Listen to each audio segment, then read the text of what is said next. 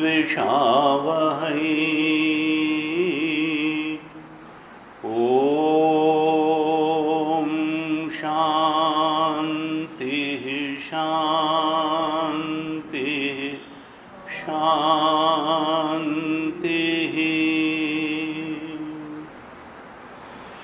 सदाशिवसमारम्भां शङ्कराचार्यमध्यमाम् अस्मदाचार्यपर्यन्तां वन्दे गुरुपरम्पराम्। अज्ञानतिमिरान्धस्य ज्ञानाञ्जनशलाकया चक्षुरुन्मीलितं येन तस्मै श्रीगुरवे नमः। तस्मै श्रीगुरवे नमः।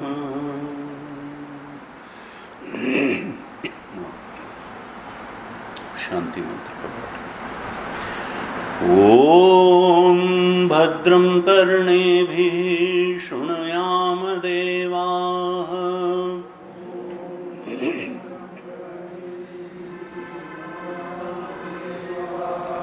भद्रं पश्येमाक्षभिर्यजत्राः।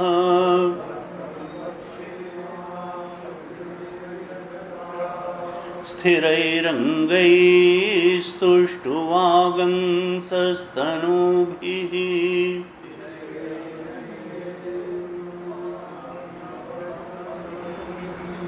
व्यशेमदेवहितं यदायुः।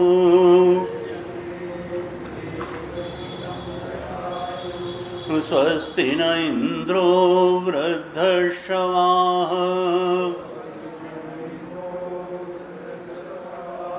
स्वस्ति नः पूषा विश्ववेदाः।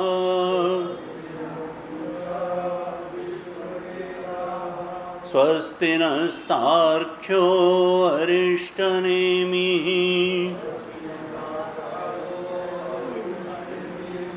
स्वस्ति नो बृहस्पतिर्दधातु। ॐ शान्तिः शान्तिः शान्तिः।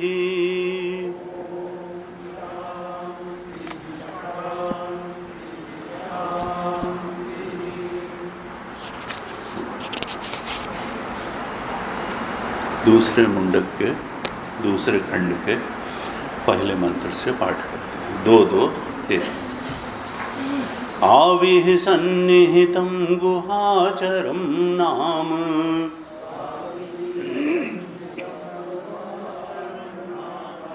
महत्पदम् अत्रैतत्समर्पितम्।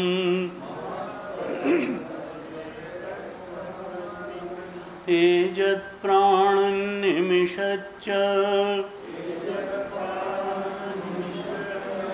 यदेतज्जानथ सद्वरेण्यम्। परं विज्ञानाद्यद्वरिष्ठं प्रजानाम्।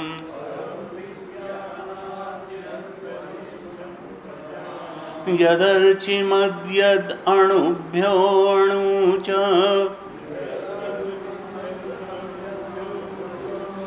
यस्मिन् लोकानिहिताः लोकिनश्च।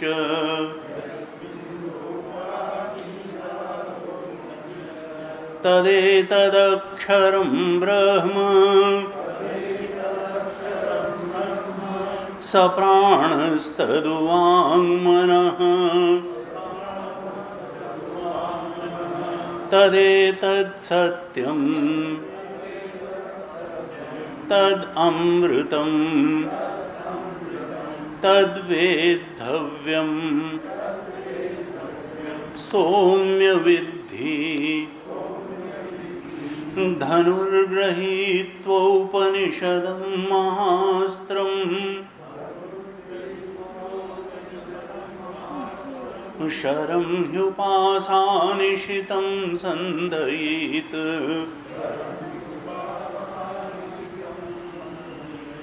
आयम्य तद्भावगतेन चेतसा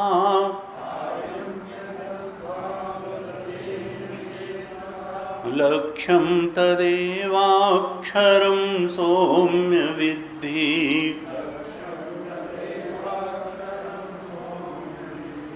प्रणवो धनुः शरो ह्यात्मा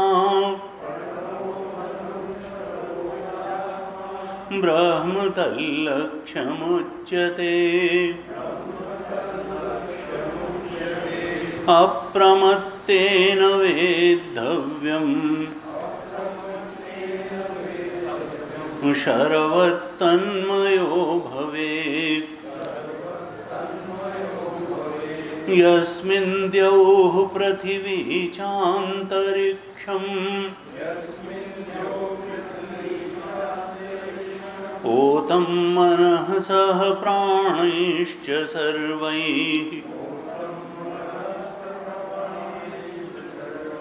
तमेवैकं जानथ आत्मानम् अन्यावाचो विमुञ्चथ अमृतस्यैष सेतुः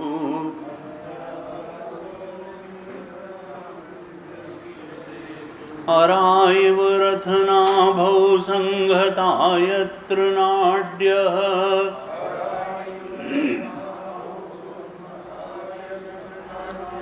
स एषोऽन्तश्चरते बहुधा जायमानः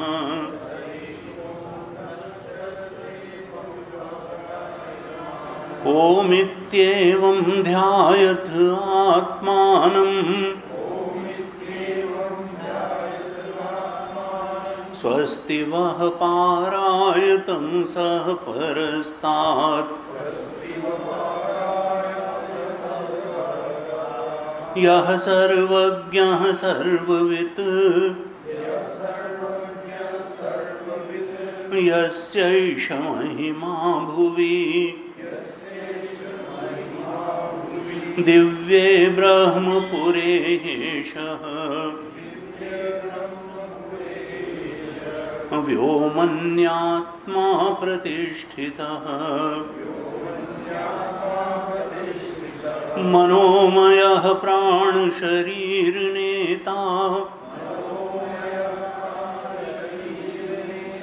प्रतिष्ठितोऽन्ये हृदयं सन्निधाय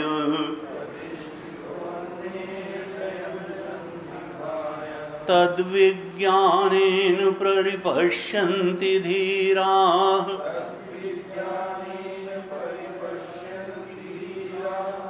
आनन्दरूपम् अमृतं यद्विभाति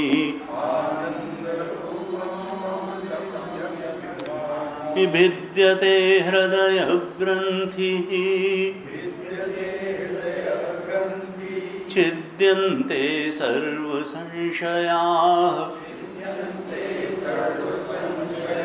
क्षीयन्ते चास्य कर्माणि तस्मिन् दृष्टे परावरे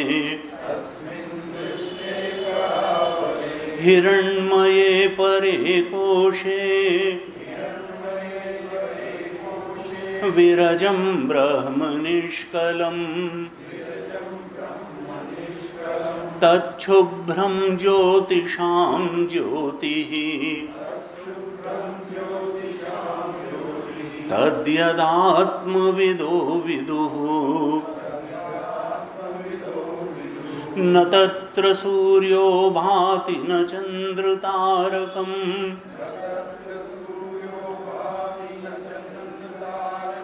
नेमा विद्युतो भान्ति कुतोऽयमग्निः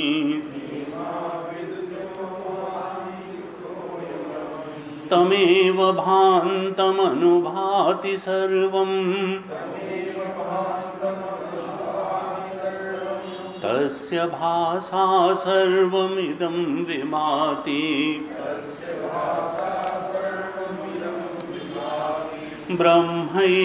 ब्रह्मैवेदममृतं पुरस्तात् ब्रह्म पश्चात् ब्रह्म दक्षिणतश्चोत्तरेण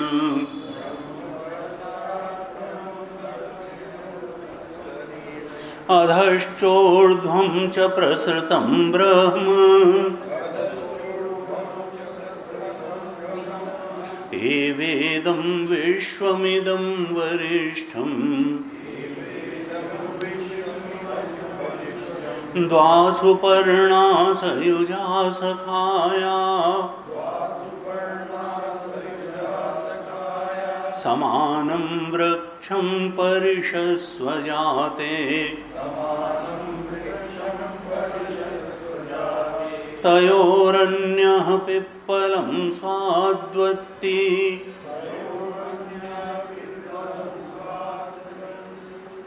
तयोरन्यः पिप्पलं स्वाद्वत्ति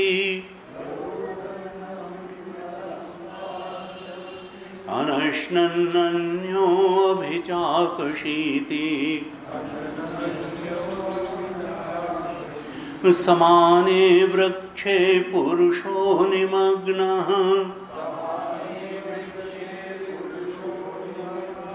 अनीशया शोचति मुह्यमानः जुष्टं यदा पश्यत्यन्यमीशम्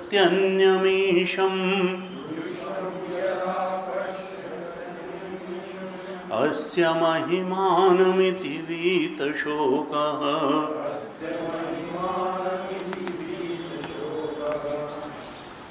यथा पश्यः पश्यते रुक्मवर्णम् कर्तारमीशं पुरुषं ब्रह्मयोनिम्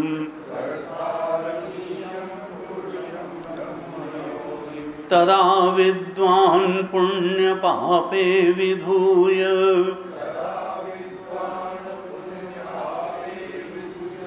निरञ्जनः परमं साम्यमुपैति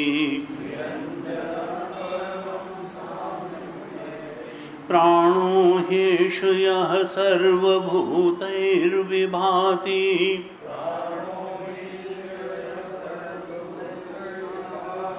विजानन् विद्वान् भवतेनातिवादी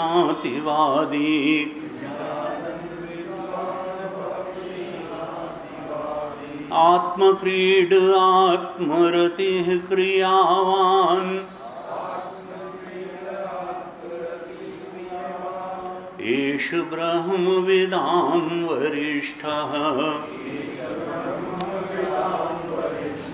सत्येन लभ्यस्तपसा ह्येष आत्मा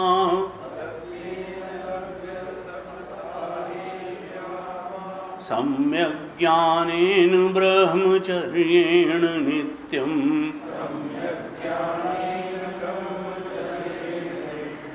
अन्तः शरीरे ज्योतिर्मयो हि शुभ्रः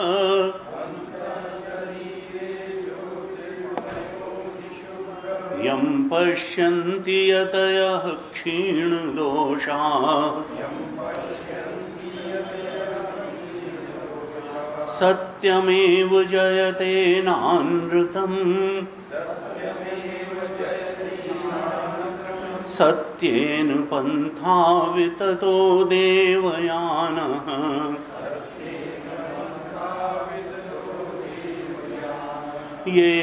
येनाक्रमन्त्य ऋषयो ह्याप्तकामाः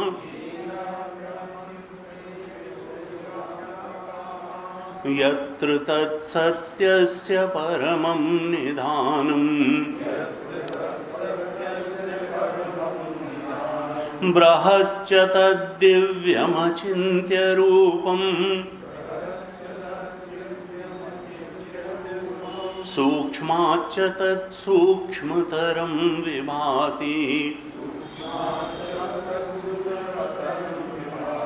दूरात् सुदूरे तदिहान्तिके च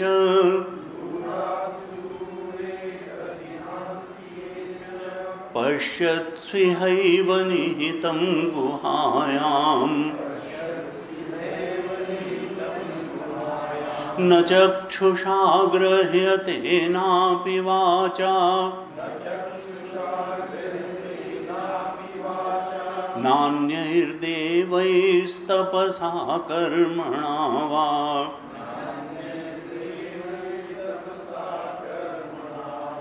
ज्ञानप्रसादेन विशुद्धसत्त्वः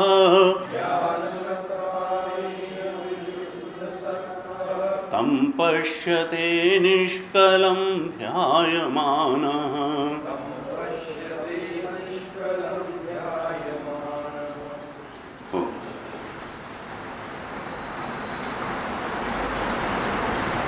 अंतिम मंत्र जिसका हमने अभी पाठ किया, कितना स्पष्ट रूप से ज्ञान मार्ग का विवेचन करता है और हमारी जो सत्य के ग्रहण के बारे में मान्यता बनी हुई है, धारणा बनी हुई है कि हम जैसे संसार के सारे विषयों को जान लेते हैं वैसे ही परमात्मा को भी जान लेंगे, आत्म तत्व को भी जान लेंगे। इस पर भी ये मंत्र कितना सीधे तरीके से उसको गलत बताता है। जो अंतिम मंत्र हमने भी पढ़ा,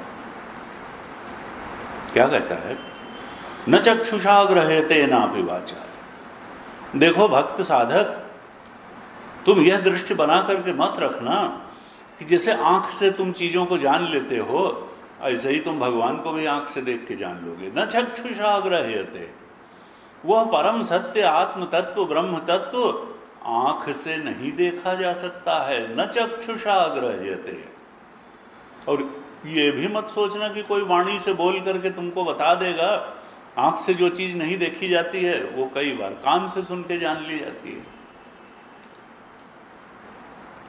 कहा नापि वाचा, सीधे सीधे इशारा किया जा सकता है उसका, लेकिन उसका बोध तुमको अपने अंदर अपने हृदय में स्वयं करना पड़ेगा। मार्ग बता सकता है, शास्त्र भी मार्ग बता सकता है, गुरु भी मार्ग बता सकता है, लेकिन उस मार्ग पर चल चल करके उस बोध में प्रतिष्ठित होने का काम तो तुमको स्वयं करना पड़ेगा। ये सूक्ष्म बात है। कहा नापि वाचा, वाणी से न उसको बताया जा सकता है न काम से उसको सुना जा सकता है। नान्यैर्देवै तपसा कर्मणा वा। अन्य देव, देव का मतलब हम जानते हैं हमारे यहाँ इंद्रियों के देवता भी बताए गए।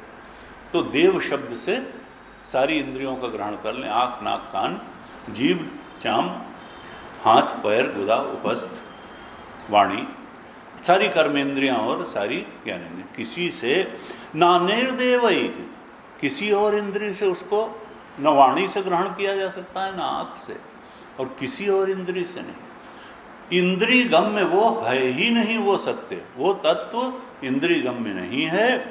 और कहा तपसा, ये भी मत सोचना कि बहुत तप करोगे तो उससे वो मिल जाएगा। यस्य ज्ञानमयम तपः, उसके लिए तो ज्ञान रूपी तप ही करना पड़ेगा, ध्यान रूपी तप करना पड़ेगा, ज्ञान रूपी तप करना पड़ेगा। बहुत शारीरिक तप करने से वो मिलने वाला है नहीं।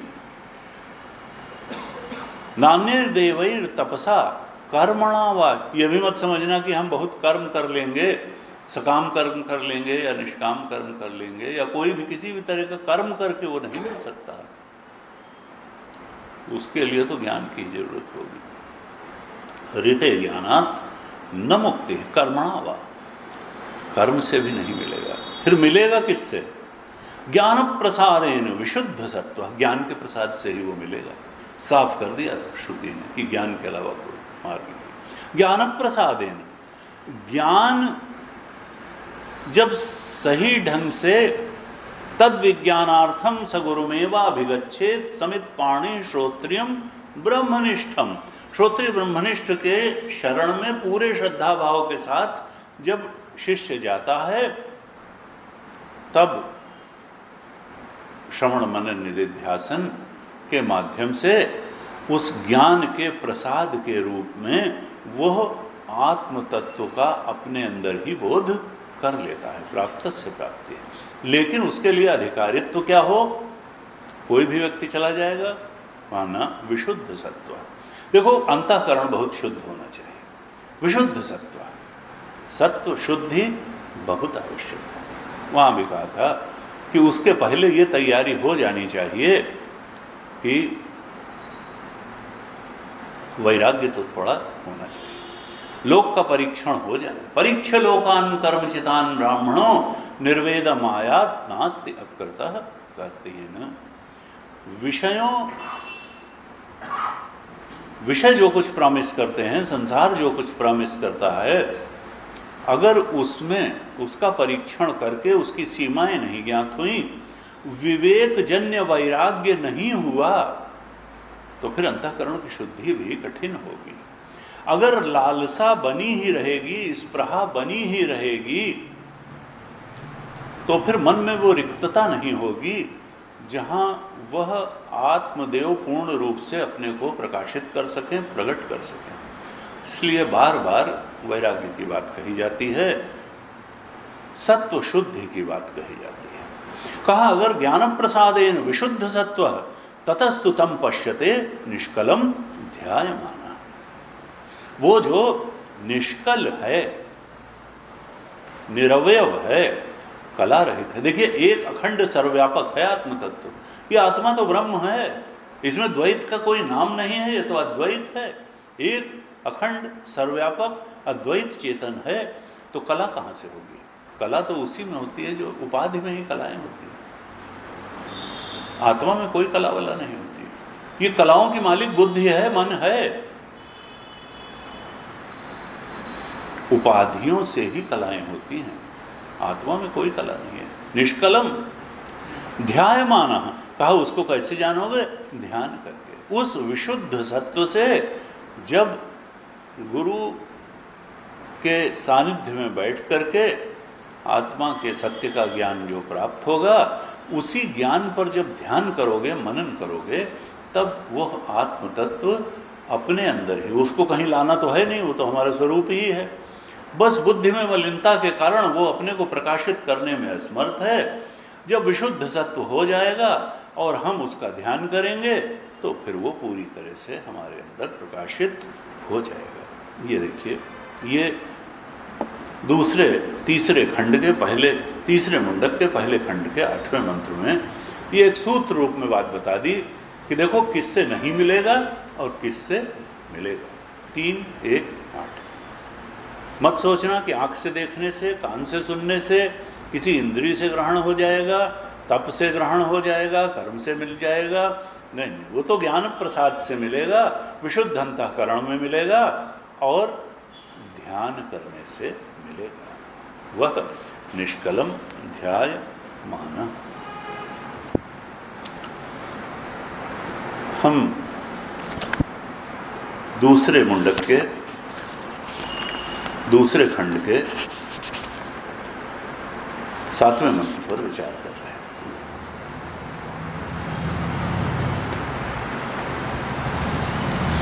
उपनिषद बार बार कहते हैं कि देखो, तुमको तम एव एकम जानत आत्मानम, उस एक आत्म तत्व को तो तुम्हें जानना ही पड़ेगा, उसको जानो ही साधक। हमने कल चर्चा की थी 5वें मंत्र में, श्रुति ने कहा था, तम एव एकम जानत आत्मानम अन्यवाचो विमुंचत अमृतस्य सेतु। क्योंकि जिस अमृतत्व की तुमको तलाश है, जिस आनंद की तलाश है, उसको तो यह आत्मज्ञान ही दे सकता है। इसलिए इस एक को तो अवश्य जानो, अन्य बातों को छोड़ना भी पड़े, अगर उसमें बाधा बनती हो तो छोड़ दो। अन्यवाचो विमुंचत, क्योंकि अमृतस्य येषु सेतु, अमृत स्वरूप तो यही है। शाश्वत सुख इसी को से प्राप्त होने वाला है। गीता जी के 18वें अध्याय में भगवान ने प्रारंभ में ही त्याग का महत्व बताया और उसके बाद में 5 चीजें बताई। कहा ज्ञानम कर्म च कर्ता च। देखो तुम्हारे पास ज्ञान है, हर एक के पास थोड़ा थोड़ा ज्ञान है और कर्म भी करता है, हर आदमी करता भी है। ज्ञानम कर्म च कर्ता च। लेकिन देखने की जरूरत यह है 17वें 18वें अध्याय में भगवान ने कई चीजें बताई। लगभग 6 बातें 18वें अध्याय में बताई और 4 बातें 17वें अध्याय में बताई। 17वें अध्याय में कहा देखो आहार, यज्ञ, दान और तप। आप लोग पढ़िएगा। आहार 3 तरह का होता है, हर आदमी कुछ आहार करता है। यज्ञ, दान, तप। अरे हम काम करते हैं जाके तो वो भी तप ही है। वाणी का तप करता है, शरीर का तप करता है, मन का तप करता है। तो वहां बताया 17वें अध्याय में आहार 3 तरह का है, सात्विक, राजसिक, तामसिक। देखिए ये सब ज्ञान प्रसादेन विशुद्ध सत्व के लिए ही भगवान ने बताई है 17वें 18वें। क्योंकि जब विशुद्ध सत्व होगा तभी ज्ञान का प्रसाद जो है ग्रहण होगा और वो ज्ञान जो है ठहरेगा और आत्म तत्व को प्रकट करने में सहायक बनेगा। इसलिए उन्होंने कहा कि देखो 3 तरीके की होती हैं सब चीजें। इन सब की तमोगुणी चीज भी है, रजोगुणी भी है और सतोगुणी भी है। तो तुम साधक अगर ज्ञान प्रसादेन विशुद्ध सत्व बनना चाहते हो, विशुद्ध सत्व बनना चाहते हो, तब उस ज्ञान के प्रसाद को ग्रहण करने में समर्थ होगे और आत्म तत्व के बोध में प्रतिष्ठित होने, उसको प्रकाशित करने में भी समर्थ होगे। तो तुम क्या करो कि इसके जो इन 7-8 चीजों के तमोगुणी और रजोगुणी पक्ष हैं उनका तो त्याग करो और इनके सतोगुणी पक्ष को तुम अपनाओ। जो इनका सात्विक स्वरूप है इन 8-9 चीजों का, उसको अपनाओ। कहा कि देखो आहार 3 तरह का, तो तुम सात्विक आहार ग्रहण करने वाले बनो, सात्विक दान करने वाले बनो, सात्विक तप करने वाले बनो और सात्विक यज्ञ करने वाले बनो। ये आहार, यज्ञ, दान और तप, ये तो 17वें अध्याय में बताई 4 चीज। और 18वें अध्याय में बताया ज्ञानम कर्म च कर्ता च। देखो ज्ञान, कर्म और कर्ता। तुम्हारा ज्ञान सात्विक होना चाहिए, तुम्हारे कर्म सात्विक होने चाहिए और जो तुम्हारे अंदर कर्ता है ये भी सात्विक होना चाहिए। और 2 चीजें और बताई, बुद्धि और धृति। बुद्धि भी 3 तरह की होती है, रजोगुणी बुद्धि भी होती है, तमोगुणी बुद्धि भी होती है और सतोगुणी बुद्धि भी होती है। उनका तुम्हारी बुद्धि भी सतोगुणी होनी चाहिए, जो लक्षण उसमें बताए हैं। बुद्धि भी सतोगुणी होनी चाहिए। ज्ञान सतोगुणी हो, कर्म सतोगुणी हो, कर्ता सतोगुणी हो, बुद्धि सतोगुणी हो और कहा धृति भी सतोगुणी होनी चाहिए। धृति भी सतोगुणी होनी चाहिए। अब धृति जो है सतोगुणी भी होती है, रजोगुणी भी होती है और तमोगुणी भी होती है। धृति का अर्थ क्या है कि वह संकल्प शक्ति जिससे हम कहीं डटे रह करके कार्य करने में समर्थ होते हैं। अर्थात कभी कभी ऐसा लगता है कि बस अब भाई नहीं कर सकते, अब खुद थकान हो गई, बुद्धि भी थक गई, शरीर भी थक गया। उसके बाद भी जो संकल्प शक्ति होती है कि नहीं, मन नहीं हो रहा है, शरीर भी थका है, बुद्धि भी थकी, उसके बाद भी काम में लगे रहना, वो जो ताकत होती है उसको कहते हैं धृति। और ये भी 3 तरीके की होती है। वह सामान्य रूप से क्या होता है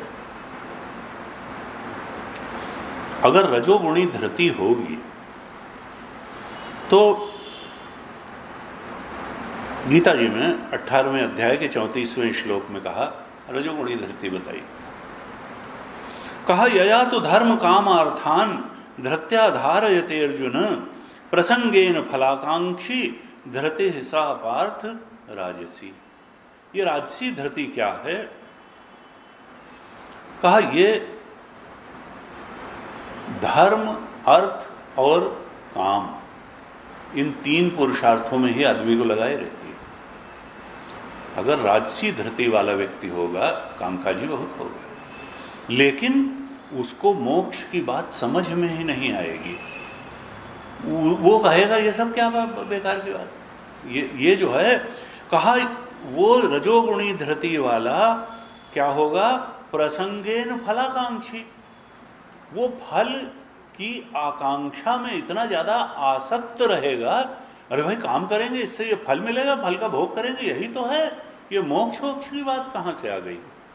प्रसंगेन फलाकांक्षी, वो आसक्ति, प्रसंगेन का मतलब आसक्ति, फल की आकांक्षा में इतना आसक्त रहेगा कि उसकी समझ में तीन ही पुरुषार्थ आएंगे, काम, अर्थ और धर्म। धर्म भी करेगा, ऐसा नहीं, थोड़ा दान वगैरह करेगा, लेकिन किस लिए? कि दान करना अच्छी बात है, उससे हमारा अर्थ की सिद्धि होगी, कामनाओं की पूर्ति होगी, इसलिए धर्म भी करना चाहिए। अर्थ और कामनाओं की पूर्ति के लिए ही धर्म करेगा, मोक्ष प्राप्ति के लिए नहीं करेगा। कहा यजा तो धर्म का मार्थान धृत्याधारयते अर्जुन, अर्जुन ये रजोगुणी धृति वाला ये तो धर्म, अर्थ और काम इन्हीं तीन में रह जाता है, क्योंकि वो फल की आकांक्षा में इतना आसक्त हो जाता है कि वो राजसी धृति के ऊपर नहीं उठ पाता है। 18वें अध्याय के 34वें श्लोक में ये भगवान ने बताया। सात्विक धृति क्या कही? कहा धृत्या यया धारयते मनः प्राणेन्द्रिय क्रिया योगेनाव्यभिचारिण्या धृति सा पार्थ सात्विकी। 18:33। कहा देखो, जब अव्यभिचारी रूप से योग में ही स्थिति बनी रहती है, अर्थात स्वाध्याय में मन लगता है, मनन, सत्संग में, श्रवण में, निदिध्यासन में, जो भी योग में स्थिति देने के लिए जो बातें आवश्यक हैं, उनमें अव्यभिचारेण, उनमें बिना इधर उधर भटके अगर निश्चय पूर्वक ये वृत्ति लगी रहती है तो कहा वो सात्विकी धृति है। योग का अर्थ उसी आत्मा से योग है। आत्मबोध की तरफ बढ़ाने वाले जितने भी साधन हैं उनमें अव्यभिचारिण्या, बिना इधर उधर भटके अगर धृति लगी रहती है, मन, प्राण और इंद्रियों की सारी क्रियाएं लगी रहती हैं, मन भी लगा रहता है, प्राण भी उधर चलते हैं, इंद्रियां भी उधर चलती हैं, ऐसी धृति को सात्विक धृति कहा। यानी मोक्ष की तरफ मालूम हो गया साधक को कि नहीं, मोक्ष सबसे बड़ा है। आप पढ़िएगा, कहते हैं कर्ता कैसा होना चाहिए। 26वें श्लोक में 18वें अध्याय में कहा, मुक्त संगो अनहमवादी धृत्युत्साह समन्विता सिद्ध सिद्ध्यो निर्विकार कर्ता सात्विक उच्यते। आसक्ति, बार बार यही बात कहते हैं। कर्ता कैसा हो? मुक्त संगो अनहमवादी, अहंकार से रहित हो, गर्व से रहित हो और आसक्ति से रहित हो। मुक्त संगो, फलाकांक्षी न हो। मुक्त संगो हो, अनहमवादी हो, धृति उत्साह समन्विता, धैर्य और उत्साह के साथ अपने कर्म में लगे, सत्य के बोध को प्राप्त करने में धैर्य और उत्साह के साथ लगे, और अगर उसमें असफलता भी मिले तो निराश न हो। सिद्ध सिद्ध्यो निर्विकारा, कर्ता सात्विक उच्यते। ऐसा कर्ता कहा। कर्म कौन सा सात्विक बताया? नियतम संगरहितम, 23वां श्लोक 18वें। नियतम संगरहितम अराग द्वेषतः कृतम अफल प्रेप्सुना कर्म यत्तत् सात्विक मुच्यते। सात्विक कर्म भी बनाओ। गीता जी कहती हैं देखो, धृति सात्विक बनाओ, कर्ता को सात्विक बनाओ और कर्म को भी सात्विक बनाओ। कर्म को सात्विक कैसे बनाएं? नियतम संगरहितम, देखिए संगरहितम बार बार कह रहे हैं, मुक्त संगो कहा, फिर अब संगरहितम। कर्म भी जो आसक्ति से रहित होगा, जो अनासक्त कर्म होगा, निष्काम कर्म होगा। आसक्त होकर के कर्म मत करो, अनासक्त भाव से कर्म करो, संगरहितम कर्म करो।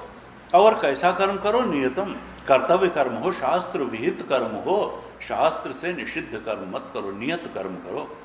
नियतम संगरहितम, और उसको भी निष्काम भाव से करो। शास्त्र विहित कर्म करो, उसको भी निष्काम भाव से करो। और राग द्वेष को छोड़ करके करो। अराग द्वेषतः कृतम, ये नहीं कि इनसे राग है तो इनकी भलाई का कर लिया, उनसे द्वेष है तो उनके विरुद्ध कर्म कर दिया, न। अराग द्वेषतः कृतम। देखो, तुम्हारे कर्मों का प्रेरक राग और द्वेष नहीं होना चाहिए। तुम्हारे कर्मों का प्रेरक कर्तव्य होना चाहिए और निष्काम भाव से करना चाहिए। नियतम संगरहितम अराग द्वेषतः कृतम। क्योंकि राग, तीसरे अध्याय में कहा, ये राग द्वेष क्या है? ये रास्ते के डाकू हैं, ये तुम्हारी सारी साधना छीन लेंगे। इसलिए ये इन डाकुओं से अपने को बचाओ, राग द्वेष नाम के। तौ ह्यस्य परिपंथिनो, तीसरे अध्याय में कहा, ये दोनों परिपंथिनो हैं, ये तुम्हारी सारी साधना का बल छीन लेंगे। राग द्वेष से प्रेरित होकर के कर्म मत करो। क्या कहना चाहते हैं? कर्म वही है जो निष्काम भाव से किया जाए, ईश्वरार्पण की भावना से कर्म किया जाए।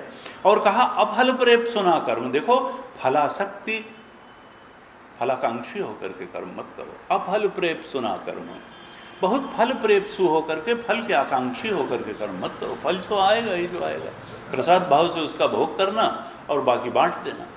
अफल प्रेप्सुना कर्म यत्तत् सात्विक मुच्यते। कहा इस प्रकार से कर्म करोगे तो वो सात्विक कर्म हो जाएगा। देखिए, 3 बातें बताई। सात्विक धृति बताई, सात्विक कर्ता बताया, सात्विक कर्म बताया। अब कहा बुद्धि भी सात्विक होनी चाहिए। बुद्धि भी सात्विक होनी चाहिए। बुद्धि सात्विक क्या है? कहा प्रवृत्तिम च निवृत्तिम च कार्य अकार्य भया भय। बुद्धि सात्विक वो है वो जो कि जानती है कि कहाँ लगना है और कहाँ से हटना है। प्रवृत्तिम च निवृत्तिम च, 18वें अध्याय का 30वां श्लोक। बुद्धि वो सात्विक है जो जानती है कि प्रवृत्ति कहाँ करनी है और निवृत्ति कहाँ से करनी है। कई बार हम क्या करते हैं कि जहाँ से निवृत्त होना है वहाँ प्रवृत्त हो जाते हैं, और जहाँ प्रवृत्त होना है वहाँ प्रवृत्ति ही नहीं हो पाते हैं। धृति की कमी होती है। तो एक तो बुद्धि बिल्कुल स्पष्ट हो कि कहाँ लगना है और कहाँ से हटना है, जिससे कोई फायदा नहीं है। निषिद्ध से तो हटना ही है, और जो लक्ष्येतर विहित है वहाँ से भी हटना है। अगर लक्ष्य हमारा जो है वो भले निषिद्ध क्षेत्र न हो, लेकिन लक्ष्य तक ले जाने से उसका कोई मतलब नहीं है, तो फिर जो लक्ष्येतर विहित है क्षेत्र वहाँ से भी हटे, और निषिद्ध से तो हटे ही। कहा प्रवृत्तिम च निवृत्तिम च कार्य अकार्य भया भय। देखो, कार्य क्या है और अकार्य क्या है ये जाने, ऐसी बुद्धि सात्विक बुद्धि है। क्या करने लायक है और क्या नहीं करने लायक है। कार्य अकार्य, कहाँ से भयभीत होना चाहिए और कहाँ से नहीं भयभीत होना चाहिए। हम लोग कई बार क्या होता है कि जहाँ भयभीत होना चाहिए, जो नहीं करने का काम है, वहाँ बड़ी दिलेरी से काम कर देते हैं, और जहाँ से भय करना चाहिए वहाँ से हट नहीं पाते। स्वाध्याय करने में प्रवृत्त होना चाहिए तो लगता है कि नहीं यहाँ कैसे। वैराग्य से भय नहीं करना चाहिए तो वैराग्य में भय लगने लगता है। कहा बंधम मोक्षम च या व्यक्ति, जो बुद्धि जानती है कि बंधन क्या है और मोक्ष क्या है, बांधने वाली चीजें क्या हैं और मुक्त करने वाली बातें क्या हैं, ये जो जानती है कहा बुद्धि सा पार्थ सात्विकी। अर्जुन, वही सात्विकी वृत्ति है। प्रवृत्ति, निवृत्ति, कार्य, अकार्य, भय, अभय, बंध, मोक्ष, ये सब जानने वाली क्या है? बुद्धि सा पार्थ सात्विकी। तो कर्ता बताया, ज्ञान तो हमने कल बताया था। ज्ञान, सात्विक ज्ञान क्या है? तो कहा था देखो, अनेकता का ज्ञान जो है, 18वें अध्याय का 20वां श्लोक, कहा कि देखो अनेकता का ज्ञान तो साधारण रूप से हो ही जाता है। विविधता और अनेकता तो आंख से सबको दिखाई देती है संसार में, लेकिन जो अधिष्ठान रूप में आत्म तत्व है, ब्रह्म तत्व है, सच्चिदानंद है, वो तो दिखाई नहीं देता। तो सात्विक ज्ञान क्या है? अविभक्तम विभक्तेषु तज्ज्ञानम विद्धि सात्विकम। इस विभक्त संसार, अनेक और बहुविध दिखने वाले संसार के अधिष्ठान के रूप में वो जो एक आत्म तत्व, ब्रह्म तत्व है, परमात्म तत्व है, जो भगवान बैठे हैं, सच्चिदानंद रूप है, उनको देखने में जो समर्थ है, वही सात्विक ज्ञानी है। अविभक्तम विभक्तेषु तज्ज्ञानम विद्धि सात्विकम। जो इस सारी विभक्त के नीचे अधिष्ठान, आश्रय रूप में बैठे हुए अविभक्त को देख लेता है, वही सात्विक ज्ञानी है। कहा इस प्रकार से जो भगवान ने कहा देखो, तुम कर्ता हो तो सात्विक कर्ता बनो, तुम अपने ज्ञान को सात्विक ज्ञान बनाओ, तुम अपनी धृति को सात्विक धृति बनाओ, और तुम अपने कर्म को सात्विक कर्म बनाओ। ये 5 चीज़ें बता दी हमने शॉर्ट में बताई। अब सवाल ये है कि कोई कहेगा कि हम क्यों बनावें भाई, हम तो ठीक हैं। उनका ठीक ही तो नहीं हो, ठीक होते तो फिर बनाने की जरूरत ही नहीं थी। उनका ठीक क्यों नहीं हो? उनका ठीक इसलिए नहीं हो, ये सब बनाने के लिए क्यों कह रहे हैं? हमारा और तुम्हारा कोई झगड़ा नहीं है, कोई लड़ाई नहीं है, कोई मतभेद नहीं है। देखो, जीवन में तुम्हारा लक्ष्य भी सुख प्राप्त करना है, और हम भी तुम्हें सुख प्राप्त करने का ही उपाय बता रहे हैं। और सुख क्या है? हम बस ये, तुम कहते हो संसार में सुख है और हम कहते हैं आत्मा में सुख है। झगड़ा केवल इस बात का है कि हम कहते हैं आत्मा सुख स्वरूप है, आत्मा आनंद रूप है, और उधर बढ़ने से तुमको शाश्वत सुख मिलेगा, और तुम कहते हो नहीं संसार के विषयों में सुख है। देखो, ये रजोगुणी धृति है। जिसकी रजोगुणी धारणा होती है वो कहता है कि नहीं, इंद्रिय विषयों में ही सुख है। ये रजोगुणी का निष्कर्ष है, ये रजोगुणी की धारणा है, ये सत्य नहीं है, ये रजोगुणी की मान्यता है, ये रजोगुणी की गलत समझ है, और इसी को अविद्या कहते हैं। यही अविद्या है जो दुखों का बंधन का मूल कारण है, कि सुख आत्मा में नहीं है और सुख तो संसार के विषयों में है। भगवान चाहते हैं, गीता जी चाहती हैं कि इस धारणा से, इस गलत समझ से, इस अविद्या से, इस अज्ञान से साधक मुक्त हो जाए। वो इस बात को समझ ले कि सुख आत्मा का स्वरूप है, सुख विषय का धर्म है ही नहीं। अगर विषयों से ये आता हुआ लगता भी है तो ये प्रतीति मात्र है, ये वृत्ति में भासित आत्म तत्व का प्रतिबिंब मात्र है।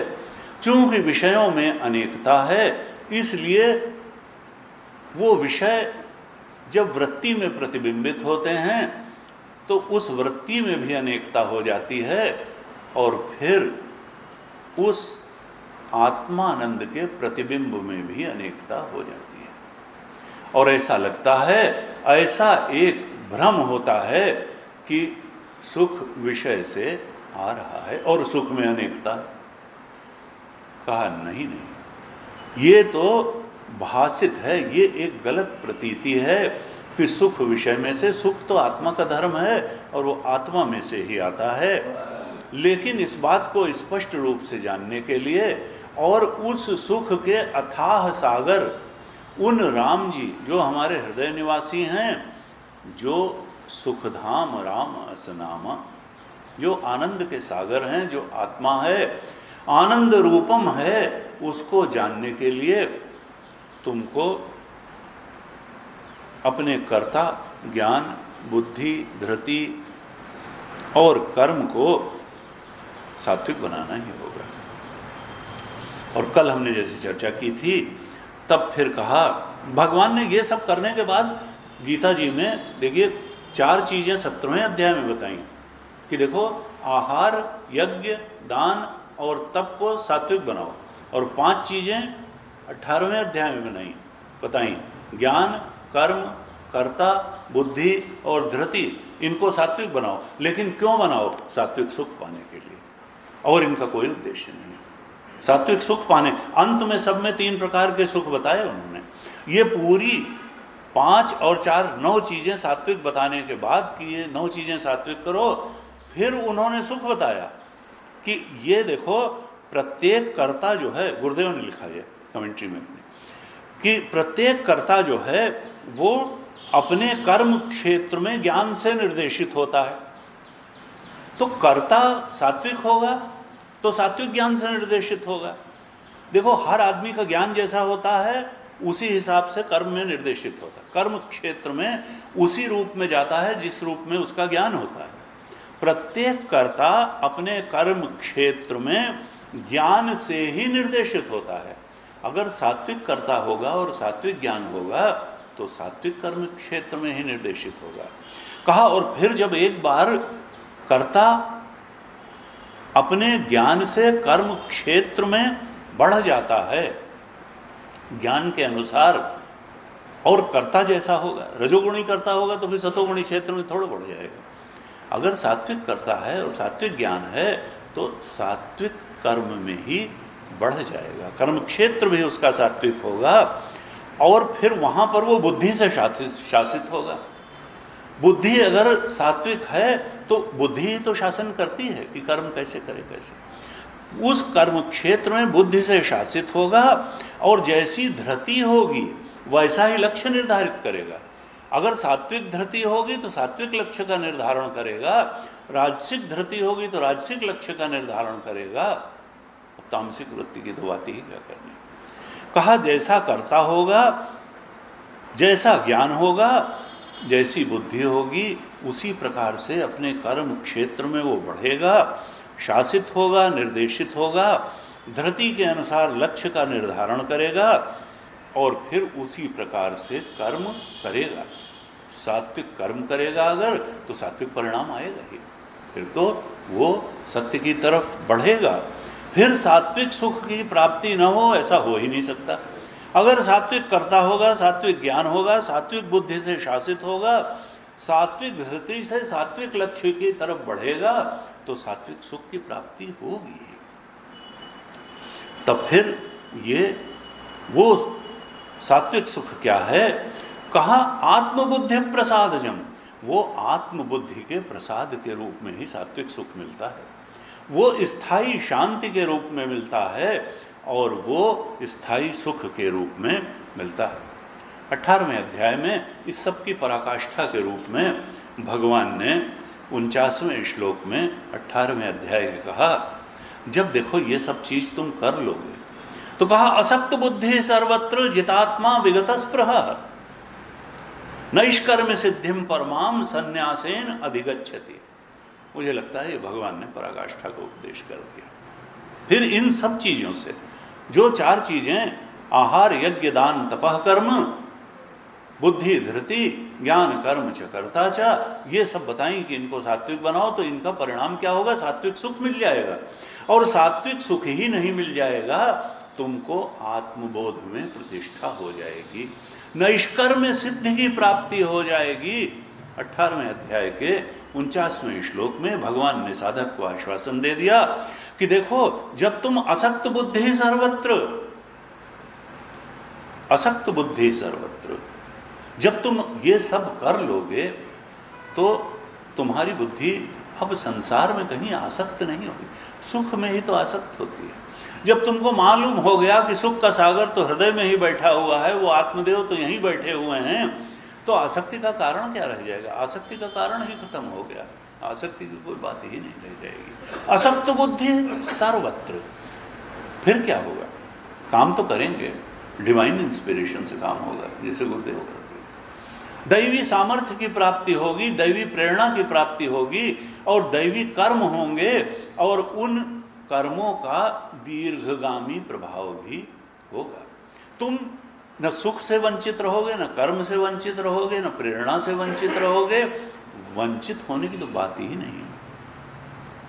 कहा लेकिन असक्त बुद्धि सर्वत्र जितात्मा विगत स्पृह, तुम साधारण रूप से जितात्मा, इंद्रियों और मन पर तुम्हारा स्वाभाविक नियंत्रण हो जाएगा, क्योंकि कामना के ही कारण तो बुद्धि भटकती है, कामना के ही कारण तो इंद्रियां भटकते हैं, कामना के ही कारण कर्म में इधर उधर आदमी भटकता है, और कामना तो सुख की ही तो होती है, और काहे की कामना? जब सुख का सागर अंदर ही मिल गया तो असक्त बुद्धि सर्वत्र, जितात्मा भी साधारण जो है स्वाभाविक रूप से जितात्मा हो गया, स्वाभाविक रूप से विगत स्पृह हो गया। जब उसने सम्यक विवेचन करके ये जान लिया कि सुख विषयों का धर्म नहीं है, आत्मा का धर्म है, तो फिर अब लालसा काहे की और स्पृहा काहे की? स्पृहा और लालसा से ऊपर उठ गया, नष्ट हो गई सारी स्पृहा और लालसा, अब तो खेल का मैदान रह गया संसार। कहा कि देखो ये जब हो जाता है स्वाभाविक रूप से, गुरुदेव ने कमेंट्री लिखी, कहा असक्त बुद्धि का मतलब क्या है? ये सन्यास की, ये सन्यासी जो विद्वत सन्यास है, ऐसा सन्यास नहीं जो गुरु शिष्य को दे देता है, वो तो अभी जानने की इच्छा से लिया गया ये किस सन्यासी का चित्रण है? जो विद्वत सन्यास है, जो आत्मबोध में प्रतिष्ठित है, जो उस आत्मज्ञान में ब्रह्मबोध में प्रतिष्ठित हो गया है। कहा उसका मुंडन करा दिया जाता है, सिर मुंडन करा दिया जाता है। उसका प्रतीक क्या है? गुरुदेव ने लिखा इसका मतलब यह है कि अब कहीं आसक्ति नहीं रह गई, सब आसक्ति, बाल में बड़ी आसक्ति होती है, बाल सफेद ना हो जाए, बाल कहीं झड़ न जाए। केशवदास जी ने लिखा, उनसे कहा बाल सफेद हो गया तो क्या दिक्कत हो गई? उन्होंने कहा दिक्कत यह हो गई कि चंद्र बदन मृगलोचनी बाबा कहीं कहीं जाए। अब वो बात ही नहीं रह गई, अब तो हम तो भाई ग्रैंडफादर पता नहीं क्या क्या हो गए। तो कहा ये बाल, कहा असक्त बुद्धि सर्वत्र, मुंडन जो है, मस्तक का मुंडन करा दिया जाए तो मुंडन से कहा कि अब कहीं आसक्ति नहीं रह गई, कहीं आसक्ति ही नहीं रह गई। गुरुदेव कहते हैं कि ब्रह्मचारी का मुंडन नहीं होता है, ब्रह्मचारी को एक चोटी छोड़ दी जाती है, और सन्यासी का मुंडन हो जाता है, पूरा मुंडन, कोई चोटी वगैरह नहीं, पूरा जो है।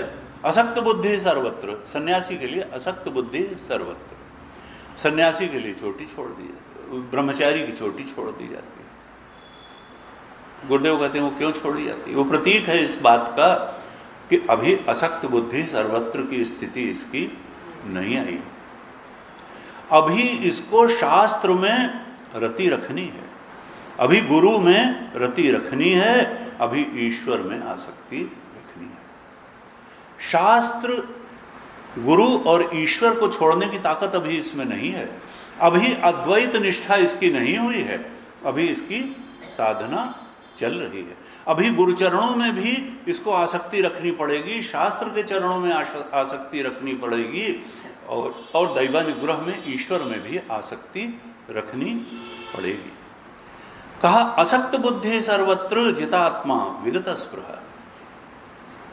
देखो जो बोध प्राप्त संत है, जिसने 17वें अध्याय में बताई हुई 4 चीजें और 18वें अध्याय में बताई हुई 5 चीजों में सात्विक रहनी को प्राप्त कर लिया, जिसने सात्विक सुख को प्राप्त कर लिया, वो फिर त्रिगुणातीत में छलांग लगा ही देगा, और फिर वो उस ब्रह्मबोध में, ब्रह्मानंद में प्रतिष्ठित हो ही जाएगा।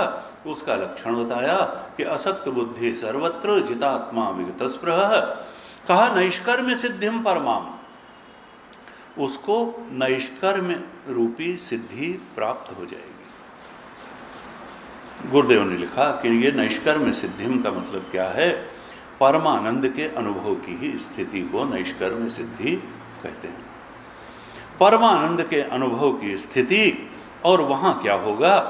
वहां अज्ञान का पूर्ण अभाव हो जाएगा, कामना का भी पूर्ण अभाव हो जाएगा, कर्म का भी पूर्ण अभाव हो जाएगा, और अज्ञान प्रेरित जो विचार थे उनका अभाव हो जाएगा, कामना प्रेरित जो विचार थे उनका अभाव हो जाएगा, और फिर अज्ञान और कामना प्रेरित जो कर्म होते थे उनको करने के लिए जो विचार होते थे उनका भी अभाव हो जाएगा। अर्थात अज्ञान, कामना, उनके लिए होने वाले विचार और कर्म सबका अभाव हो जाएगा।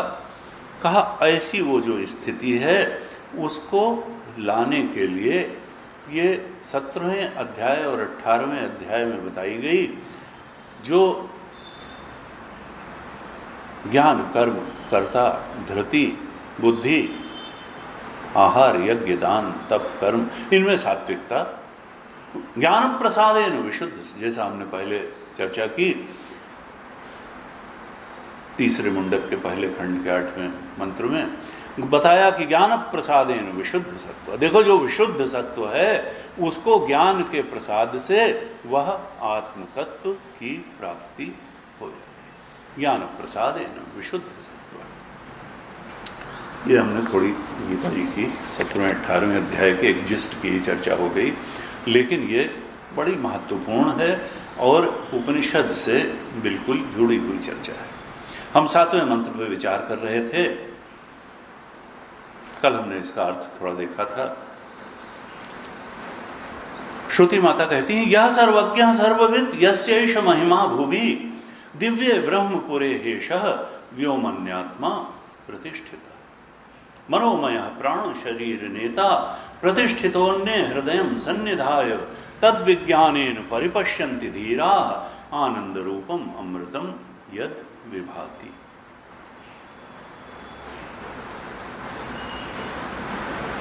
कहा यह सर्वज्ञ सर्वविद, जो सर्वज्ञ है और सर्वविद है।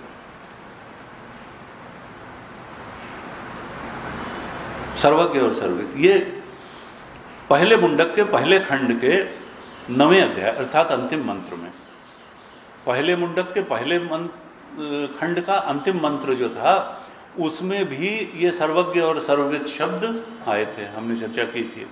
वहां था यह सर्वज्ञ सर्वविद यस्य ज्ञानमयम तपा तस्मादेतद् ब्रह्म नाम रूपमन्नम च जायते।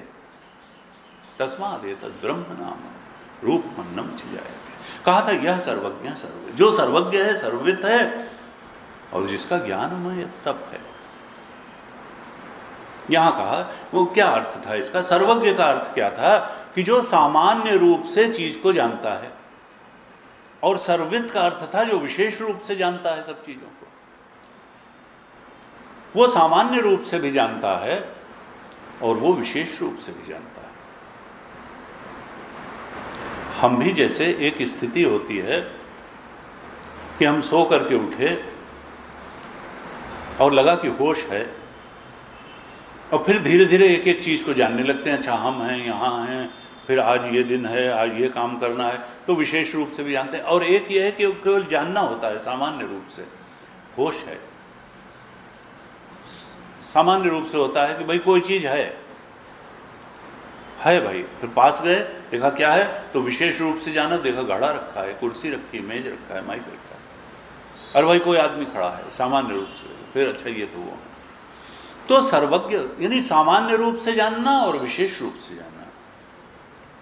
ये नहीं समझना है कि वो परमात्मा हमारे किसी कर्म को विशेष रूप से नहीं जानता है, वो तो हमारी विचारों को भी विशेष रूप से जानता है, कर्म को भी जानता है, वो सब कुछ को सामान्य रूप से भी जानता है, विशेष रूप से भी जानता है। कहा वो परमात्मा, यह का अर्थ परमात्मा, यह सर्वज्ञ सर्वविद, वो जो परमात्मा है वो सर्वज्ञ और सर्वविद दोनों है। सामान्य रूप से भी वो अपनी सृष्टि को जानता है और विशेष रूप से भी इस सृष्टि की एक एक बात को जानता है। श्रुति कहती हैं यस्यैष महिमा भुवि, उस परमात्मा की महिमा इस सारे भुवन में, लोक लोकांतर में बिखरी पड़ी है। भुवनों में उसकी महिमा बिखरी पड़ी है, प्रसिद्ध है उसकी महिमा। भाष्यकार ने इस पे लंबा भाष्य लिख दिया कि कहीं साधक को, उपनिषद के शिष्य को ये भ्रम न रह जाए कि उसकी महिमा किस प्रकार से बिखरी पड़ी है, किस प्रकार से उसकी महिमा प्रसिद्ध है।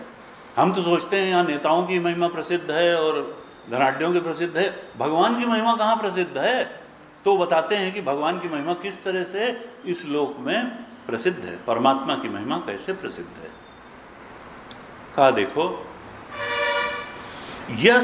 यस्य इमे द्यावा पृथिव्यौ शासने विधृते तिष्ठतः, उस परमात्मा के शासन में ही ये द्युलोक, अंतरिक्ष लोक, पृथ्वी लोक, सारे लोक धारण किए जाते हैं।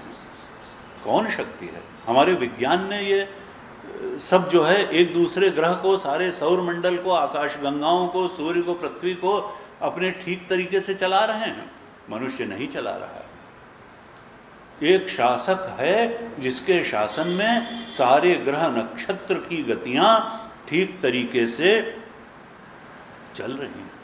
कहा सूर्य चंद्र असौ यस्य शासने अलात चक्रवत अजस्रम भ्रमतः। होली में अब तो परंपराएं लुप्त होती जा रही, नहीं तो पहले जब होलिका दहन होता था तो मुझे याद है हमारे पिताजी भी, हम छोटे थे तो लेके जाते थे सूर्य, और वहाँ होलिका दहन से आग लेकर के घर में आई जाती, और दादी हमारी वो गोबर के छोटे छोटे कंडे, उनमें बीच में छेद होता था, और बांध से, जिससे पहले वो चारपाई बिनी जाती थी, उस बांध से उन कंडों को पिरोती थी, और फिर उनको लेकर के हम लोग उछलते हुए पिताजी के साथ जाते थे जहाँ पर होली का दहन होता था चौराहे पे।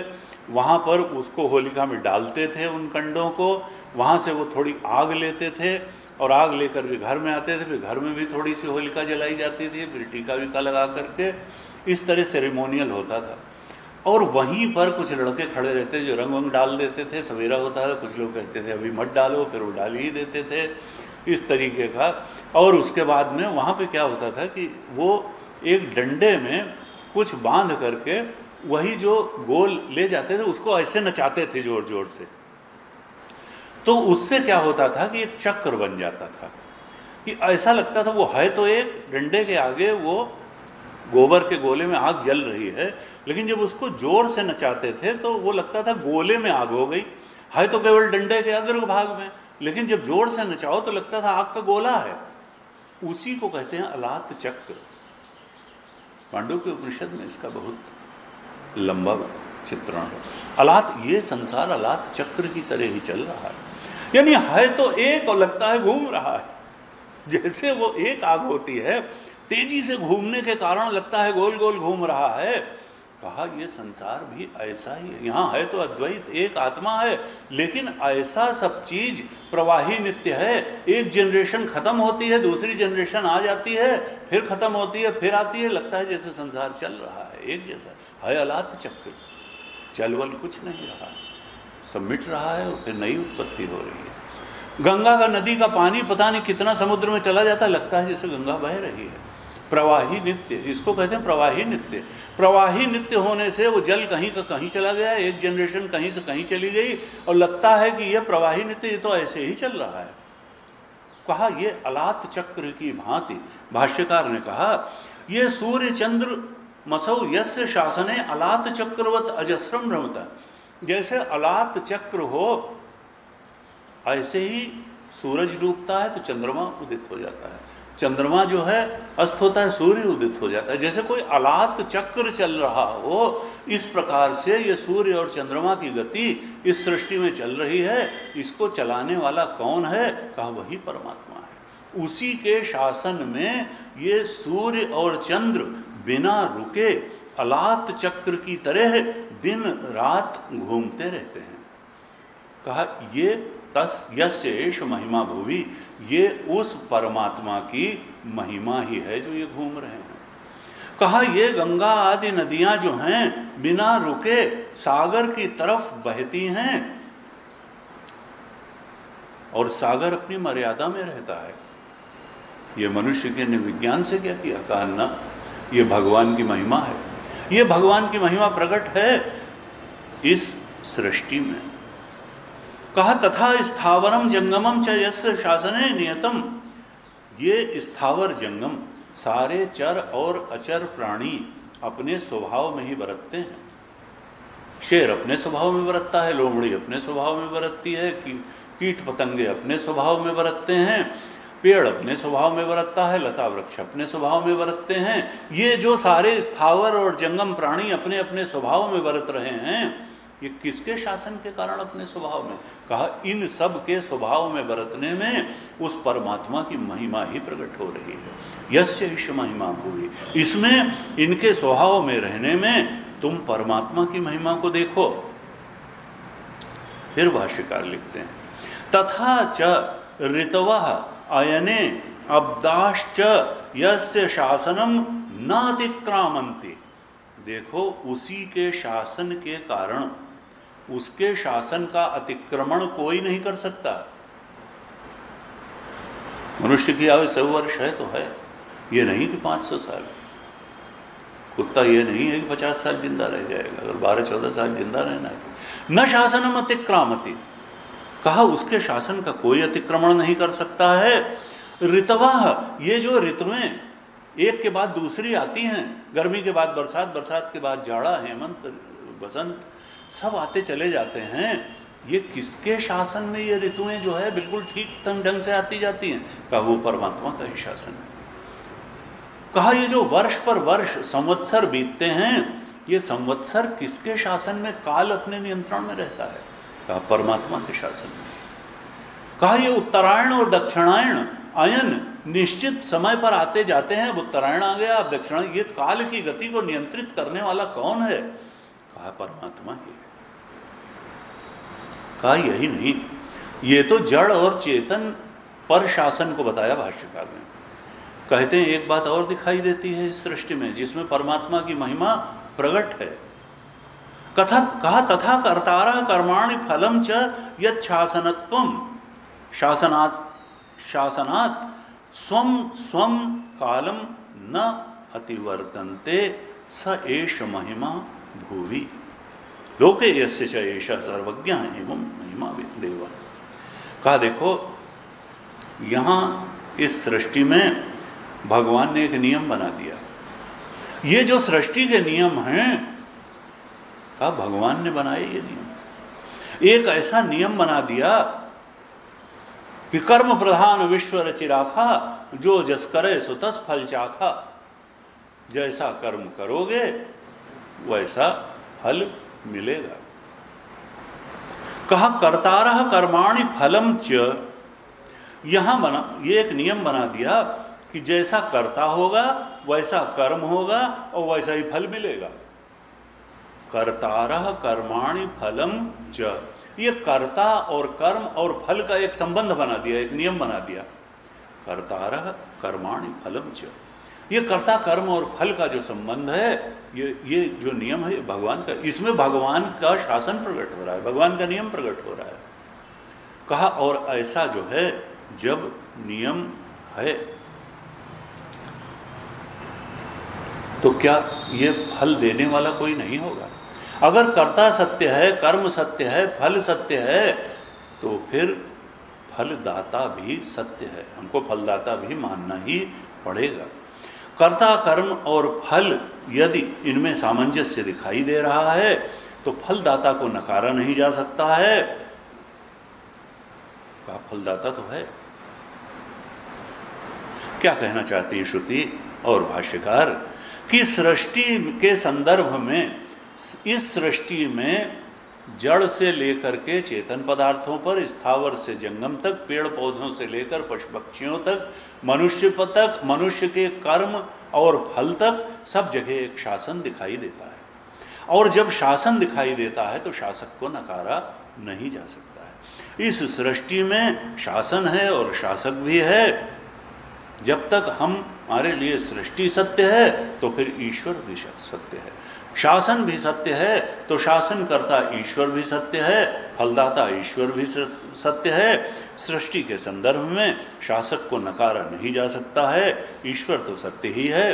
अब हाँ, जानना क्या है कि जो हमारा साक्षी है। श्रुति माता इशारा किधर करना चाहती है कि देखो, अभी तक उन्होंने बताया कि तुम साक्षी रूप में उसको जानो। ये जो तुम्हारा साक्षी है,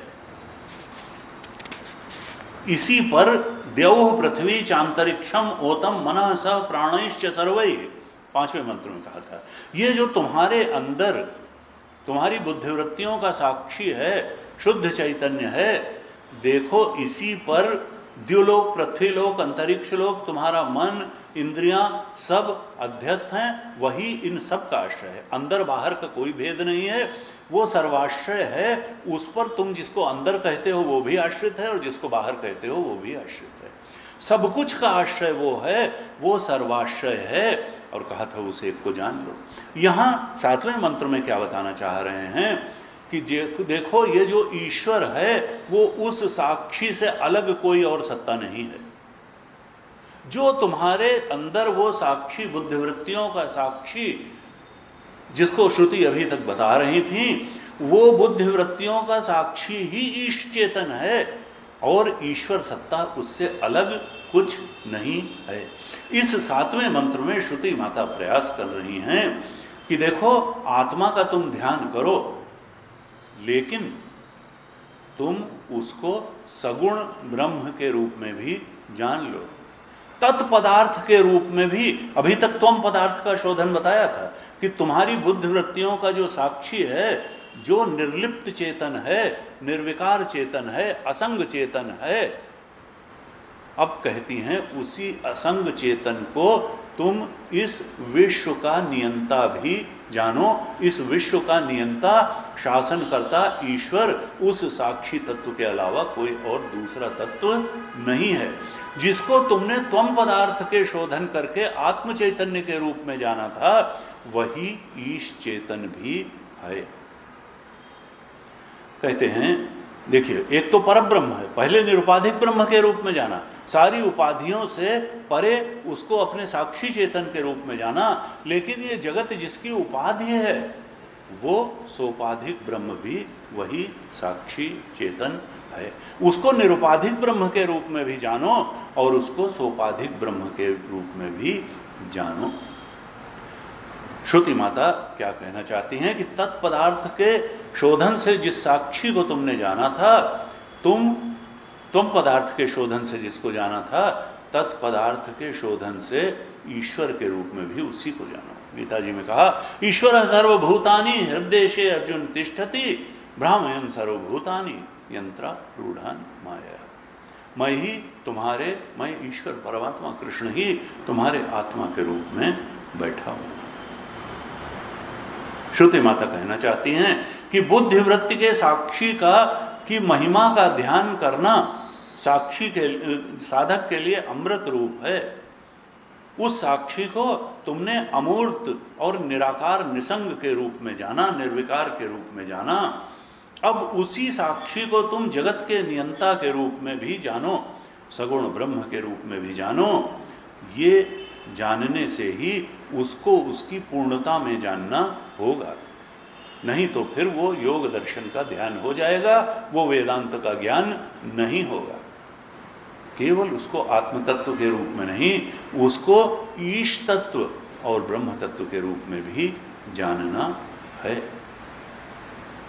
इस त्वम पद में तद पद का दर्शन भी होना चाहिए। कहा, ये साक्षी जो है यही सृष्टि का मूल कारण है और यही सृष्टि का शासक भी है। इस बात को जानना चाहिए। इसी की महिमा इस सृष्टि में फैली हुई है। कहते हैं, देखो, संतों ने कहा 64 तीर्थ है ही घट माही। सारे तीर्थ यही हैं और सब घट बसता राम है। वो राम जी सब घटों में बस रहे हैं। कहा मनोमय, देखो इसका एक घर है, ये जो ईश चेतन है, जो सर्वज्ञ सर्वविद है परमात्मा, जिसकी महिमा इस पूरे भूलोक में फैली हुई है, प्रसिद्ध है। कहा दिव्य ब्रह्मपुरे हेश, वो तो दिव्य है यानी प्रकाशित है। हमने कई बार दिव्य है मूर्ति यानी प्रकाशमान है, वो छुपा उपा नहीं है, हम उधर ध्यान नहीं दे पाते हैं, वो हजार हजार तरह से अपने को प्रकाशित कर रहा है। कहा ब्रह्मपुरे, इस हृदय देश में ही वो अपने को प्रकाशित कर रहा है। दिव्य ब्रह्मपुरे हेश, वो परमात्मा, यह परमात्मा बिल्कुल अपने को हमारे बुद्धि देश में ही प्रकाशित कर रहा है, हर वृत्ति में अपने को प्रकाशित कर रहा है। हमने कल भी चर्चा की थी, देखने के रूप में, देखने की ताकत के रूप, श्रोत्रस्य श्रोत्रम मनसो मनोयत, प्राणो प्राण सौ प्राणस्य प्राण, चक्षुषस चक्षु अतिमुच्य धीरा प्रेत्यस्मान लोकात्, केनोपनिषद में कहा। देखो वो आंख का आंख है, वो कान का कान है, वो मन का मन है, मन को मनन करने की शक्ति देने वाला वही है, कान को सुनने की शक्ति देने वाला वही है, आंख को देखने की शक्ति देने वाला वही है। कहा दिव्य ब्रह्मपुरे हेश, ये तुम्हारे ब्रह्मपुर में, हृदय देश में वृत्तियों के रूप में वही प्रकाशित हो रहा है, मनन के रूप में, ज्ञाता के रूप में, दृष्टा के रूप में, श्रोता के रूप में, मननकर्ता के रूप में वही प्रकाशित हो रहा है। कहा व्योमनि आत्मा प्रतिष्ठिता, ये जो व्योम है इसमें वही चेतन, वही आत्मा प्रतिष्ठित है। कौन से व्योम में? व्योम का मतलब आकाश। आकाश कहते ही हमारी धारणा बनती है कि जो बाहर भूताकाश है वही होगा। यहां पे उस आकाश की बात श्रुति नहीं कर रही है। भूताकाश में तो हम सब लोग बैठे हैं, ये माइक है, ये टेबल है, ये सब है, ये हॉल है, ये सब चीजें हैं जगत की। कहा ये भूताकाश है। एक जहां भूत रहते हैं, पंचभूत रहते हैं, पंचभूत से बने हुए पदार्थ रहते हैं, कहा वो है भूताकाश। और भाई हर चीज किसी आकाश में ही तो रहेगी। तो हमको याद है हमारे भावनाएं भी हैं, विचार भी हैं। ये भावनाएं और विचार कहाँ रहते हैं? इनके लिए भी तो कोई आकाश होगा। कहा उस आकाश का नाम है चित्ताकाश। ये चित्त में भी एक आकाश है। जैसे पंचभूत के बने पदार्थ भूताकाश में रहते हैं, ऐसे ही जो विचार और भावनाएं हैं ये चित्ताकाश में रहती हैं। तो बाहर है भूताकाश, चित्त में है चित्ताकाश।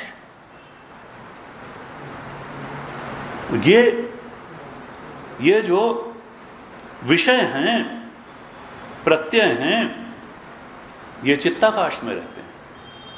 और जो वृत्ति है वो कहां रहती है फिर? कहा वृत्ति इटसेल्फ, पंचभूत से बने पदार्थ भूताकाश में रहे, जो विषय प्रतिबिंबित विषय हैं वो चित्ताकाश में रहे, और फिर जो वृत्तियां हैं वो कहां रही? कहा वो चिदाकाश में रही। तीन आकाश बताया गया, भूताकाश, चित्ताकाश और चिदाकाश। और वो चिदाकाश क्या है? कहा वो आत्मा ही है, वो साक्षी है, वो स्वरूप ही है। चिदाकाश रूपम शिवोहम शिवोहम, निर्वाण षटकम ने कहा चिदाकाश रूपम शिवोहम, वो शिव तत्व है, वो साक्षी तत्व ही है। वो चिदाकाश तो एक अखंड सर्वव्यापक आत्मदेव ही हैं जो चिदाकाश रूप में हैं। कहा व्योमनि आत्मा प्रतिष्ठिता, ये हृदय देश में वृत्तियों के रूप में वो अपने आप को जाहिर कर रहा है, प्रकाशित कर रहा है, और इस हृदय देश में ही चिदाकाश के रूप में वो प्रतिष्ठित है। वह आत्मदेव इस हृदय देश में ही चिदाकाश के रूप में प्रतिष्ठित है। अब यह कहा जा सकता है कि जब वो चिदाकाश है, शिवोहम है, एक अखंड सर्वव्यापक आत्मस्वरूप है, तो फिर वो हृदय देश में कैसे प्रतिष्ठित है? कहा वो उपलब्धि स्थान है, केवल इसलिए बताया जा रहा है। वो कोई एक जगह प्रतिष्ठित नहीं हो सकता, उसमें कोई आना जाना नहीं हो सकता है, गति अगति नहीं, आगति नहीं हो सकती है, लेकिन उसका उपलब्धि स्थान तो हमारा हृदय ही है। जो जानेगा वो पहले उसको अपने हृदय में ही जानेगा, और जब हृदय में जान लेगा तो सब जगह जान लेगा, लेकिन पहली बार तो उसको अपने बुद्धि गुहा में ही जानना पड़ेगा। यो वेद निहितम गुहायाम परमे व्योमन, तैत्तिरीय, उसको इस बुद्धि गुहा में, हृदय गुहा में ही जानना पड़ेगा, और फिर सब जगह जानना हो जाएगा। कहा मनोमय प्राण, इसीलिए भाष्यकार ने भाष्य लिखा तो कहा नित्य अभिव्यक्तत्वात्, वो तो नित्य अभिव्यक्त है चैतन्य स्वरूपेण, चैतन्य स्वरूप में अपने नित्य अभिव्यक्त है। और कहा व्योमनि आकाशे मध्यस्थे प्रतिष्ठिते इव, प्रतिष्ठित क्या है, वो तो सब जगह वही है, केवल वही क्या, वो प्रतिष्ठित जैसा है वहाँ, क्योंकि वहीं उपलब्धि स्थान है। अब कहा उसको मनोमय प्राण शरीर नेता, श्रुति ने उसको मनोमय कह दिया। अभी तक हम क्या जानते हैं कि वो चिन्मय है, और यहां श्रुति ने एक शब्द दे दिया मनोमय, कि वो तो मनोमय है। ऐसा क्यों कह दिया? कहा इसलिए कह दिया कि वह जो साक्षी है, वो जो ब्रह्म है, वो जो चेतन है, वो मनोवृत्तियों का आधार लेकर के मनोवृत्तियों के द्वारा अपने को प्रकट कर रहा है, इसलिए उसको मनोमय कहे। मनोवृत्तियों के रूप में भी वही प्रकट हो रहा है, वहीं से पकड़ करके। केनोपनिषद में कहा प्रतिबोध विदितम मतम अमृतत्वम ही विन्दते, आत्मना विन्दते वीर्यम विद्यता विद्या विन्दते अमृतम। हर एक बोध में, हर एक वृत्ति में वो अपने को प्रकट कर रहा है। एक एक वृत्ति को पकड़ करके वहां तक पहुंचा जा सकता है, एक एक वृत्ति के साक्षी होकर के उस आत्मदेव की शांति और सुख का अनुभव किया जा सकता है। कहा वो मनोमय है, मनोमय बन करके अपने को प्रकट कर देता है, मन की वृत्तियों के रूप में अपने को प्रकट कर देता है। प्राण शरीर नेता, कल हमने चर्चा की थी कि वो इन सूक्ष्म शरीर को, प्राण शरीर का अर्थ सूक्ष्म शरीर, नेता, नयनात् नेता, ले जाने वाला, वो सूक्ष्म शरीर को एक शरीर, स्थूल शरीर से दूसरे शरीर में ले जाने वाले यही आत्मदेव हैं। ये जाकर के प्राण शरीर नेता। कहा प्रतिष्ठितो अन्य, बाहर ढूंढने मत जाओ, उनका तीर्थ यही है। इस अन्य अन्नमय शरीर में, इस स्थूल शरीर में ही जो हृदय है, हृदय देश में जो वृत्तियां हैं, वृत्तियों के साक्षी के रूप में उसको जान लो। और श्रुति के उपदेश से ये जान लो कि वो केवल साक्षी ही नहीं है, वो तो ईश चेतन है, वो तो उसकी महिमा ही सारी सृष्टि में प्रकट हो रही है। प्रतिष्ठितो अन्य हृदयम सन्निधाय, वो कहीं दूर नहीं है, वो तुम्हारे दिल के बिल्कुल करीब है, इस हृदय में ही बैठा हुआ है। हृदयम सन्निधाय, हृदय में बिल्कुल निकट से बैठा हुआ है, कहीं दूर उसको ढूंढने जाने की जरूरत नहीं है। कहा वहीं उसको जान लो, ढूंढ लो, पा लो, समझ लो, जान लो। तद विज्ञानेन, उसको जाना जाएगा, उसको देखा जाएगा। परिपश्यन्ति, उसको विशेष रूप से देख लो, उसको जान लो। लेकिन कौन जानेगा? धीरा, धीरा ही जानेंगे। हमने कई बार धीर के बारे में चर्चा की, यानी धीमंत विद्वान, जिसकी बुद्धि शुद्ध होगी, जो विद्वान होगा, बुद्धिमान होगा, शुद्ध सत्व वाला होगा, वही विज्ञानेन परिपश्यन्ति, वही जान पाएगा, वही हृदय देश में उस परमात्मा को देख पाएगा। और वो परमात्मा है कैसे? आनंद रूपम। कहा वो तो आनंद रूप हैं, आनंद रूप हैं। और अमृतम, अमृत का अर्थ क्या होता है? जो अविनाशी हो, जो कभी, जो अमृत पी लिया मैंने क्या, अमर हो गए। यानी दूसरे शब्दों में क्या कहना चाह रहे हैं कि वो सत्स्वरूप है, वो कभी असत नहीं होगा, कभी मरे वरेगा नहीं। उसका रूप कैसा है? अमृतम है, आनंद रूपम भी है और अमृत है, अर्थात सत्य भी है।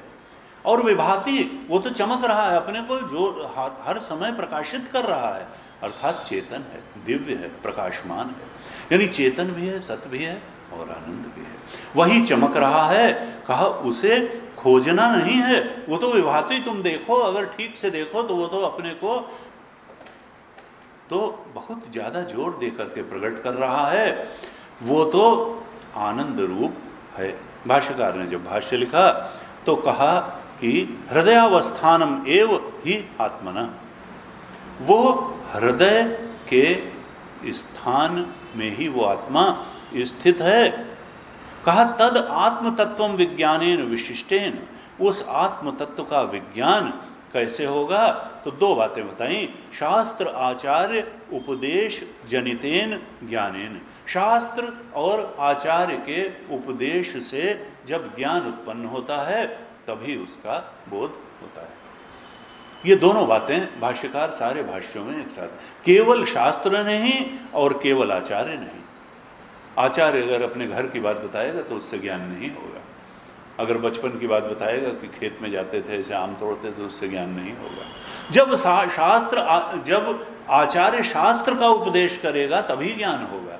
भाष्यकार ने लिखा शास्त्र आचार्य उपदेश जनितेन ज्ञानेन, एक कंडीशन बताई कि शास्त्र जब वेदांत वाक्य का, जब गुरु वेदांत वाक्य का, योग्य गुरु वेदांत वाक्य का उपदेश करेगा, शास्त्र का आचार्य उपदेश करेगा तब ज्ञान होगा। और दूसरी बात बताई, शम दम ध्यान सर्व त्याग वैराग्य उद्भूतेन परिपश्यन्ति। दूसरी कंडीशन क्या बताई? शम दम ध्यान, देखो इंद्रिय संयम, मन संयम हो और ध्यान की योग्यता हो और सर्व त्याग वैराग्य। गुरु जी कहते ये देखो बड़ी अजीब कंडीशन लगा दी हैं, बिना कहे मानते ही नहीं हैं, कहते हैं सर्व त्याग और वैराग्य। भाई यहाँ तो थोड़ा थोड़ा त्याग बताओ तो कर भी, अब सर्व त्याग वैराग्य कह दिया। लेकिन अब भाष्यकार ने कहा तो कहा, तो शंकर बता रही हैं, कहते हैं शम दम ध्यान सर्व त्याग वैराग्य उद्भूतेन, ये शिष्य का अंतःकरण कैसा होना चाहिए?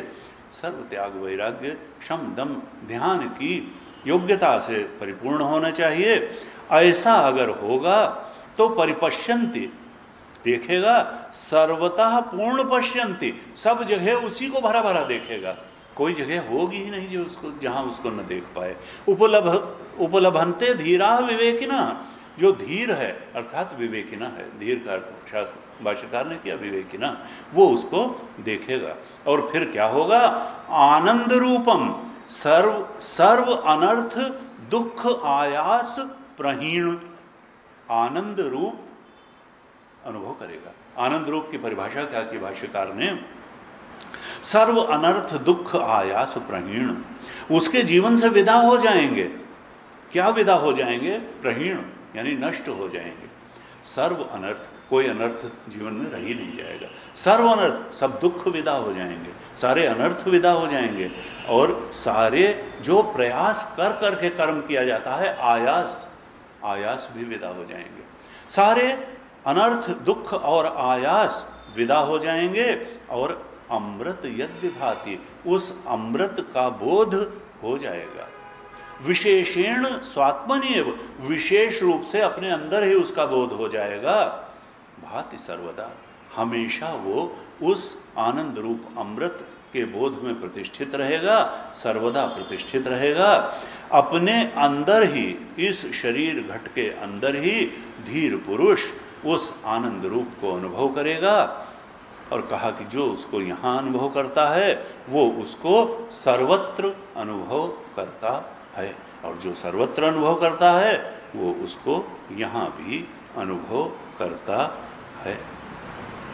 इस तरह से कहा कि देखो श्रुति माता जोर देना चाहती हैं कि उस आत्म तत्व को, उस चेतन तत्व को जो इस सृष्टि का, वो परमात्म तत्व जो इस सृष्टि का एकमात्र सत्य है, जो जीव का सत्य है, जगत का सत्य है, ईश्वर का सत्य है, उस अद्वैत तत्व को, अद्वैत सत्य को तुम अपने अंदर साक्षी के रूप में भी जान लो, और इस जगत नियंता ईश्वर के रूप में भी जान लो, जगत के अधिष्ठान के रूप में जान लो, उसको तुम पदार्थ के रूप में भी जान लो और तत्पदार्थ के रूप में भी जान लो, और तत्त्वम असि, दोनों की एकता को भी जान लो।